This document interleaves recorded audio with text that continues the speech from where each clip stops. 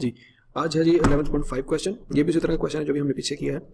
इसमें भी आपको नजर आ रहा है कि एक बैंक स्टेटमेंट का बैलेंस गिवन है और कैश बुक का बैलेंस हमने फाइंड करना है।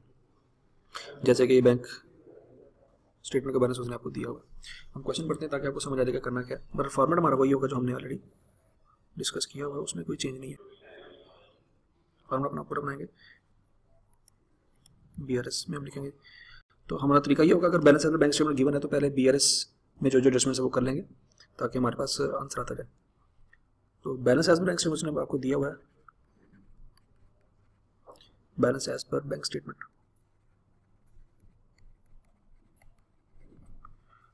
367 क्रेडिट बैलेंस है, ये मतलब फेवरेबल बैलेंस है 367,500।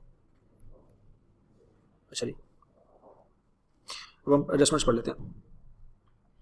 In examination cash book bank statement disclose the following. Number 1, a deposit of 49200 made on 29 December had been credited by the bank on January 1। Definitely हमने deposit करवाया था 29 दिसंबर को, बैंक में ये कम जनवरी को गया। तो अनडिपॉजिटेड रिसीट्स है, ये अनक्रेडिट चेक है। अनक्रेडिट चेक्स हैं तो सिंपल ये क्रेडिट होंगे। तो 49200 इसमें सिंपल ऐड हो जाएंगे। Bank charges 700 had not been entered in the cash book. अभी कैश बुक हमें ब्रॉडर बैलेंस नहीं पता, इधर आएगा इधर आएगा, कोई नहीं पता, कोई इशू नहीं है। लेकिन जो जो हमें एडजस्टमेंट पता है प्रिंसिपली हम उनको तो रिकॉर्ड करेंगे ना। बैंक चार्जेस जिस तरह के हमें पता है वो क्रेडिट साइड पे रिकॉर्ड होंगे, that is 1700। Debit of 4200 appear on the bank statement for an unpaid check which was returned out of date. The check was redated by the customer and paid to the bank on January 3। तो ये basically अगर customer ने ठीक कर दिया है 3 जनवरी तक किया है तो 3 जनवरी का मसला है। 31 दिसंबर की डेट तक, date was out of date cheque 31 दिसंबर तक। तो ये 4200 जो है ये डेबिट है, मतलब ये डिसऑनर चेक है। तो डिसऑनर चेक है तो यहाँ पे रिकॉर्ड करेंगे।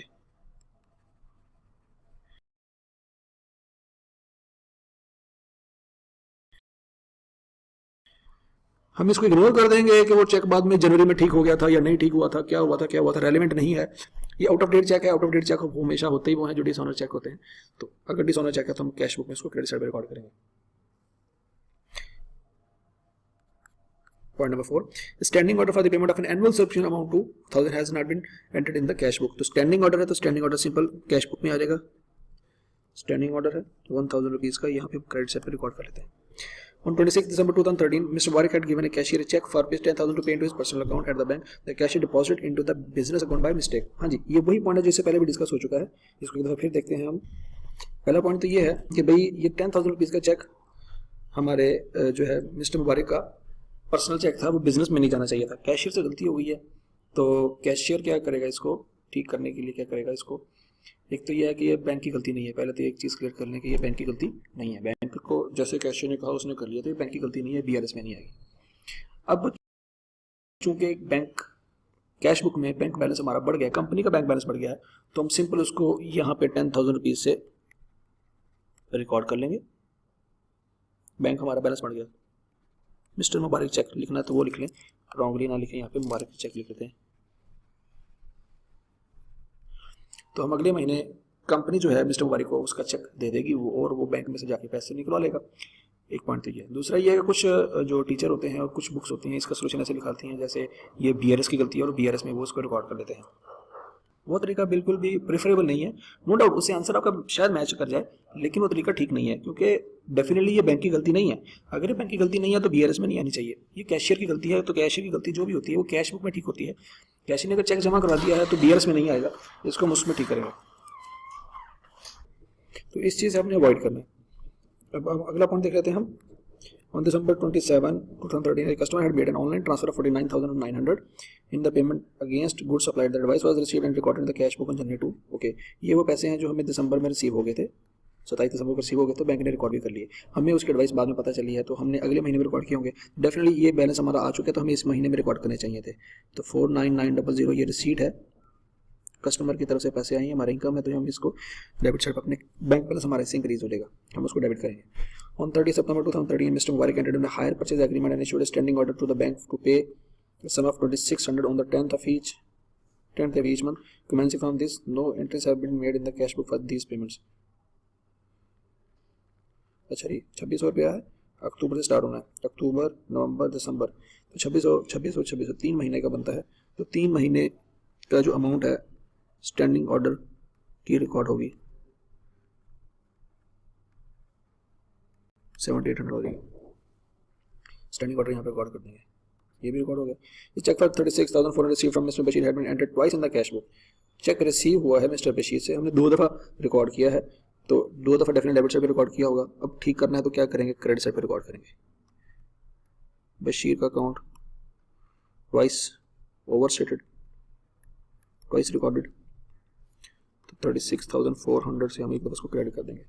Check issued amount to 4672 had not been presented the bank for payment. Unpresented cheques हैं तो डेफिनेटली 467200 ये डेबिट होने हैं, इसको रिकॉर्ड कर लेते हैं।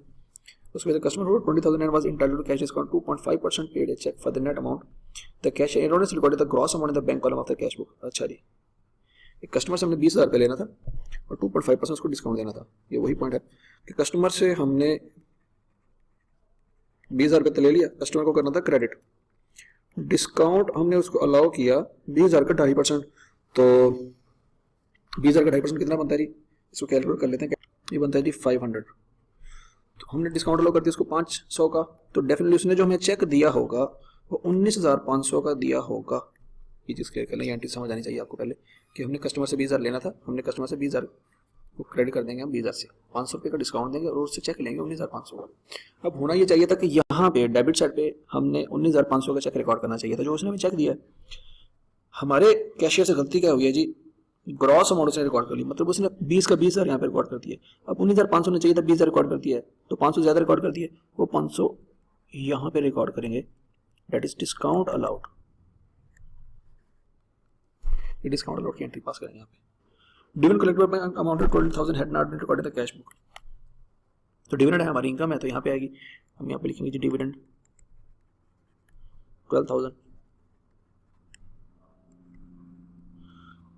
और जी cheque of 243 receive from mister Bilal was deposited in the bank but entered in the cash book as 234। अच्छा जी, हमने चेक रिसीव हुआ है, डेबिट साइड पे रिकॉर्ड होना था, 243 का हमने 234 से रिकॉर्ड किया है, मतलब हमने डेबिट साइड को कम रिकॉर्ड किया है। 234 हमने तकरीबन, अगर हम कैलकुलेटर से कैलकुलेट करें 243 में से 234 माइनस करें तो ये 9,000 का डिफरेंस आता है, हमने कम रिकॉर्ड किया। अंडर कास्टेड लिख लेंगे, या अंडर स्टेटेड लिख लेंगे यहाँ पे, ठीक है। तो इस तरह से हमारा ये सवाल कंप्लीट हो जाता है। सबसे पहले हमने क्या करना जी, बैलेंस एज पर कैश बुक निकालना है, हमारा स्टेप 1 है। अगर हम आई कैप की बुक पढ़ते हैं तो उसमें हमने इस सवाल को सॉल्व करने का तरीका बताया कि सबसे पहला स्टेप क्या है जी, आप अपना ये कैश एडजस्टेड बैलेंस निकालेंगे। एडजस्टेड बैलेंस डेबिट हो या क्रेडिट होगा अभी हमें नहीं पता, हम पहले कैलकुलेशन कर लेते हैं। 50,500 हमारा आंसर आता है। अभी डेबिट है या क्रेडिट है, डेफिनेटली देखेंगे हम कि क्रेडिट बैलेंस हमारा कम है, डेबिट बैलेंस हमारा इन दोनों के टोटल से ज़्यादा है, तो डेफिनेटली ये भी क्रेडिट बैलेंस होगा, क्योंकि 3 क्रेडिट इक्वल टू 1 डेबिट यहाँ पे होंगे। इन तीनों को जमा कर लें और इसको बराबर कर लें तो ये बराबर बनते हैं। यहाँ से हमें आइडिया होगा कि ये क्रेडिट बैलेंस है। दूसरी चीज़, अगर आप इसमें से ये माइनस करें, माइनस में फिगर आएगी तो माइनस में जो फिगर आएगी वो शो करेगी कि क्रेडिट बैलेंस है। दोनों तरीकों से जैसे मर्जी आपको इजी लगता है वो समझ लें। ओके, अब अगला इशू ये है कि क्लोजिंग बैलेंस है। ये अगर हम कैश बुक में देखें तो ये क्लोजिंग कैरी डाउन के तौर पे आएगा, लेकिन क्रेडिट साइड का कैरी डाउन किस साइड पे आएगा, ये डेबिट साइड पे आएगा, ये यहाँ पे रिकॉर्ड होगा। हम पहले यहाँ पे कैरी डाउन लिखते हैं 50,500। अब हम देखते हैं कि बड़ी साइड कौन सी लगती है हमें, 49, 50, ये वाली साइड हमें बड़ी लगती है, तो इसका हम पहले टोटल करेंगे। 1, 2, 3, 4, 5, इन पाँचों को जमा करेंगे कैलकुलेटर पे ज़रा, जाता है जी 131,400, वही 131,400 हम यहाँ पे लिखते हैं और इसमें से ओपनिंग बैलेंस को माइनस करते हैं। माइनस करें तो हमारे पास प्रोविडेंट बैलेंस आ जाएगा जो कि अनएडजस्टेड था 79,800। तो याद रखें इस पूरे क्वेश्चन की समरी ये थी कि आई कैप ने आपको क्वेश्चन में एक बैलेंस दिया था बैंक स्टेटमेंट का, आपने इसको यहाँ पे लिखा और इनको ठीक किया। पहला स्टेप आपने पहले साथ पर कैश बुक निकाला जिसको क्लोजिंग तौर पे लिखा, ये सेकंड स्टेप था। और फिर रिवर्स कैलकुलेशन करके इसका टोटल यहाँ पे लिखे, टोटल लिखा, ये ओपनिंग हमने रिवर्स कैलकुलेशन की, यहाँ से उम्र ऊपर गए। तो तीसरे स्टेप के तौर पे ये हमारा ओपनिंग बैलेंस निकला जो कि बैलेंस ही फिगर है, ठीक है जी। तो इस तरह से भी सवाल आता है। अच्छा, नीचे उसने देखिए उसने मांगा हुआ है prepare necessary generatives in the book of Mubarak and company. 100 rupees the correct cash balance that should be reported in the statement of financial position. Also specify the situation in which no adjustment entry is required. अच्छा जी, अब इस पे देखते हैं जरा, थोड़ी सी रोशनी डालते हैं इस पे. नंबर 1, एंट्री सिर्फ उसी चीज की पास होंगी जो आपकी कैश बुक में रिकॉर्ड होंगी. फॉर एग्जांपल बैंक चार्जेस की एंट्री पास होगी. एंट्री क्या होगी जी? बैंक चार्जेस डेबिट और कैश या बैंक क्रेडिट. डिसऑनर चेक, जिस बंदे का चेक डिसऑनर हुआ है उस बंदे को करेंगे डेबिट और बैंक को करेंगे क्रेडिट. स्टैंडिंग ऑर्डर, जिस एक्सपेंस के भी हम पेमेंट कर रहे हैं उस एक्सपेंस को करेंगे डेबिट और बैंक को करेंगे क्रेडिट. जिस तरह से यहाँ पे स्टैंडिंग ऑर्डर था, सब्सक्रिप्शन थी, मेरे ख्याल एनुअल सब्सक्रिप्शन थी, यहाँ पे आ रही है जी, ये है जी 1000 की एंट्री आ रही है यहाँ पे, standing order for payment of an annual subscription. तो हम यहाँ लिखेंगे एनुअल सब्सक्रिप्शन एक्सपेंस डेबिट और बैंक क्रेडिट. इस तरीके से ये 7800 की जो हमने पेमेंट की है यहाँ पे 2600 जो हम हर महीने पे करते रहे हैं उसके जो चार्जेस बनते थे अक्टूबर वाले 2600, ये भी सब्सक्रिप्शन है, स्टैंडिंग ऑर्डर है. तो इसको एक्सपेंस को करेंगे डेबिट और एक्सपेंस को उसको बैंक को करेंगे क्रेडिट. बशीर साहब का चेक आ गया था, इसका कोई एंट्री नहीं होगी. याद रखिएगा ऐसा एरर जो सिर्फ एक अकाउंट को अफेक्ट करे दूसरे को अफेक्ट ना करे उसकी कोई एंट्री नहीं होती. तो ये बशीर का अकाउंट 2 दफ़ा यहाँ पे डेबिट हो गया था, उसको ठीक करने के लिए एक दफ़ा यहाँ पे क्रेडिट किया तो उसकी कोई एंट्री नहीं होगी. डिस्काउंट अलाउड है तो डिस्काउंट अलाउड डेबिट कर देंगे और कैश बुक को क्रेडिट कर देंगे. यहाँ पे डिविडेंड रिसीव हुआ है तो कैश बैंक अकाउंट डेबिट हो जाएगा और आपका जो डिविडेंड इनकम है वो क्रेडिट हो जाएगी. मिस्टर मुबारक का चेक है तो हम कैश बुक को डेबिट कर देंगे, मिस्टर मुबारक को क्रेडिट कर देंगे और अगले महीने उसको चेक दे देंगे. कस्टमर से हमें चेक मिला 49,900 का, तो जिस कस्टमर से चेक मिला है उसमें हम क्या करेंगे, बैंक को डेबिट कर देंगे और कस्टमर को क्रेडिट कर देंगे. और इसी तरह से यहाँ पे 9000 का डिफरेंस है, इसकी कोई एंट्री नहीं होगी क्योंकि वन साइडेड डिफरेंस है. ये सारी एंट्री आपने जो मैंने की है इसको वीडियो को पॉज करके साथ साथ लिखते रहें ताकि आपको आइडिया हो जाए इसमें करना क्या. अच्छा जी, अब अगला पॉइंट वो कहता है ऑल्सो स्पेसिफाई, अच्छा the cash balance that should be reported in the statement of financial position. याद रखिएगा ये जो एडजस्टेड बैलेंस होता है, क्लोजिंग बैलेंस होता है कैश बुक का, that is statement of financial position balance. ये वो बैलेंस होता है जो बैलेंस शीट में जाता है. बार बार सुन लें कि ये जो बैलेंस कैरिड ऑन बैलेंस होता है आपकी कैश बुक का, वो आपका वो बैलेंस होता है जो बैलेंस शीट में या स्टेटमेंट ऑफ फाइनेंशियल पोजीशन में शो होता है. उसके बाद है जी also specify the situation which no adjustment entry is required. मतलब सिंपल सी बात है कि अगर ऐसी कोई सर्कमस्टांसेस नहीं है जिसमें कैश बुक में कोई एंट्री रिकॉर्ड होनी है, सिर्फ बीआरएस के इशू है जिस तरह से अनप्रेजेंट चेक है और अनक्रेडिट चेक है, इनके अलावा और कोई इशू नहीं है आपके सवाल में, तो आपकी कोई एडजस्टमेंट एंट्री रिक्वायर्ड नहीं होगी. क्यों? क्योंकि कैश बुक का जो अनएडजस्टेड बैलेंस है वही आपका एडजस्टेड बैलेंस है, उसमें कोई एडजस्टमेंट आपने करनी नहीं है. या ऐसे इशू अगर ओपनिंग क्लोजिंग मैच नहीं करे तो ऐसे इशू जिसमें जिस तरह से ये बशीर साहब का और ये अंडरकास्टिंग वाला इशू है, इसमें कोई एंट्री रिक्वायर्ड नहीं है, सिर्फ उसको हमने ठीक करना होता है. वन साइडेड इशू जो होते हैं उसकी कोई एडजस्टमेंट एंट्री रिक्वायर्ड नहीं होती.